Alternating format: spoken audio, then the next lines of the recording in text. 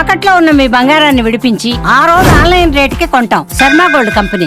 తెలంగాణ, ఆంధ్రప్రదేశ్ రాష్ట్రాల్లో అత్యున్నత ఆయుర్వేద సేవలను అందిస్తున్న కేఎస్ఏసీ హాస్పిటల్ తన ప్రస్థానంలో మరో కీలక మైలురాయి అధిగమించింది.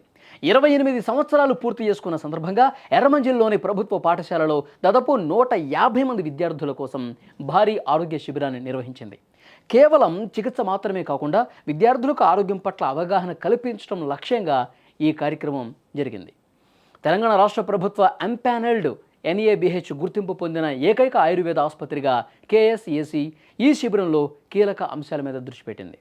వ్యక్తిగత పరిశుభ్రత, పోషకాహార లోపం, కంటి పరీక్షలతో పాటు సమతుల్య ఆహారం, కాలానుగుణ వ్యాధుల నివారణపై వైద్యుల బృందం విద్యార్థులకు దిశానిర్దేశం చేసింది. ముఖ్యంగా కౌమార దశలో ఉన్న బాలికలకు మెన్స్ట్రువల్ హైజీన్, ఋతుక్రమ పరిశుభ్రత ఈ విషయానికి సంబంధించి కొన్ని ప్రత్యేకమైనటువంటి వీడియోల ద్వారా అవగాహన కల్పించారు.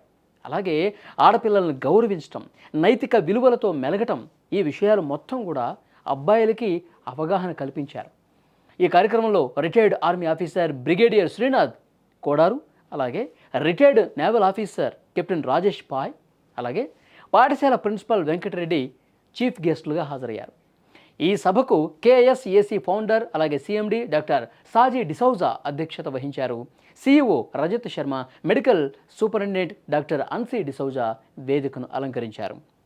ఈ సందర్భంగా డాక్టర్ సాజీ డిసౌజా మాట్లాడుతూ, ఆయుర్వేదం అంటే కేవలం మందులు కాదు, అది ఒక జీవన విధానం, జీవన వేదం అని చెప్పారు.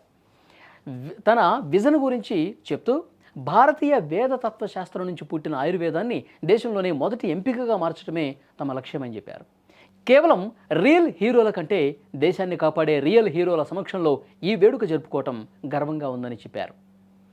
అతిథిగా వచ్చిన కెప్టెన్ రాజేష్ పాయ్ తన అనుభవాన్ని పంచుకుంటూ, 10 ఏళ్ల క్రితం తాను ఎదుర్కొన్న తీవ్రమైన సర్వైకల్, లాంబార్ స్పాండిలైటిస్ సమస్యలు కేవలం కేఎస్ఏసీ ఆయుర్వేద చికిత్సతోనే పూర్తిగా నయమయ్యాయని, దానికి శాస్త్రీయ ఆధారం కూడా ఉందని చెప్పారు. పాఠశాల విద్యార్థులకు హెల్దీ స్నాక్స్, పెన్సిల్ బాక్సులు, శానిటరీ నాప్కిన్స్, అలాగే ఆరోగ్య సమాచార చార్టులను పంపిణీ చేశారు.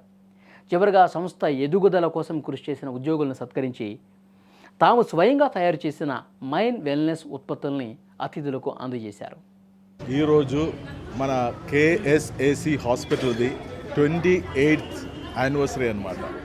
సో ఇక్కడ మనము చిన్న ఒక క్లినిక్గా ప్రారంభమై ఇప్పుడు తెలంగాణలో, ఆంధ్రలో అతిపెద్ద ఆయుర్వేదిక్ హాస్పిటల్గా మారిందనమాట. ఇక్కడ తెలంగాణ స్టేట్ ప్రభుత్వం, అదేవిధంగా NABH అక్రెడిటేషన్ ఉన్న ఏకైక ఆయుర్వేదిక్ ఆసుపత్రి మనది.